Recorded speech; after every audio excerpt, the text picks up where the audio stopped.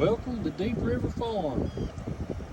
What we're going to talk about today is when is the best time to get rid of your squash plants.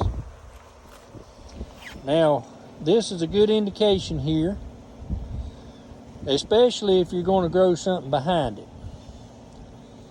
These plants I set out on February the 28th. They're the ones that went through the winter sowing.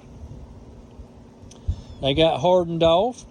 They've produced really well, but they've got to a point now where they're starting to turn yellow. And if you're planning on growing anything for a fall crop behind it, or possibly another late summer crop, which if you're going to plant something that's got about a 50-day harvest time, like more squash, you could do that. But it gets to the point where you have to decide, have you got 80 to 90% of what you're going to get off of it, especially if you're going to try to grow something behind it. There's no point in trying to get the few squash you're going to get if you're going to plant something behind it. So you get to the point here where you got to decide, is it worth it, or do you need to go ahead and ditch it and go ahead and get beets and cabbage and lettuce and things like that to growing, or squash doesn't have that long of a growing period, about 50 days. Here it is the second week of July, so actually by the end of September you could be having more squash, but you're only going to have about a 20-day window there, because we usually get our first frost here in central North Carolina about mid to end of October. So you got to decide if you're going to go with your fall crop. You need to get on with the program so that you can get your crop in and out before that big frost. I thought I'd throw that on you today here at Deep River Farm and let you know we're going to be pulling our squash plants up this week and going through the beds, probably doing a little fertilizing on them, and going ahead and planting some beets and getting them things ready to go.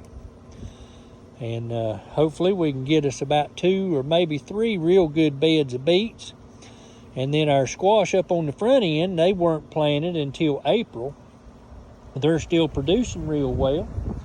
And when it comes time for them to come up, we're going to check on the strawberry plants. If they've started rooting some over into them beds, we're going to let them crawl right on over into those 2 beds up there. So you got to do a little strategic planning and decide what you want to do for the fall, if you're going to plant a fall crop. If you're not, you can let your squash and things go and just continue to get a little bit off of it. But I thought I'd throw that information out there for you and let you know when it's time, it's time. There's no point in trying to continue to get stuff. As you can see, we got some yellow coming on, so that means they're dying off, and it's time to do something different. Hit the subscription button.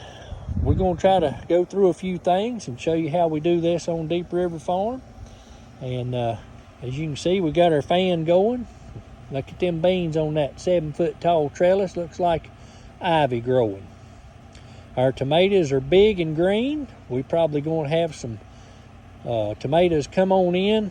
We picked 21 a little earlier, but that was the very first few plants we had gotten planted. And these here will be probably next week fully ripe and ready to go.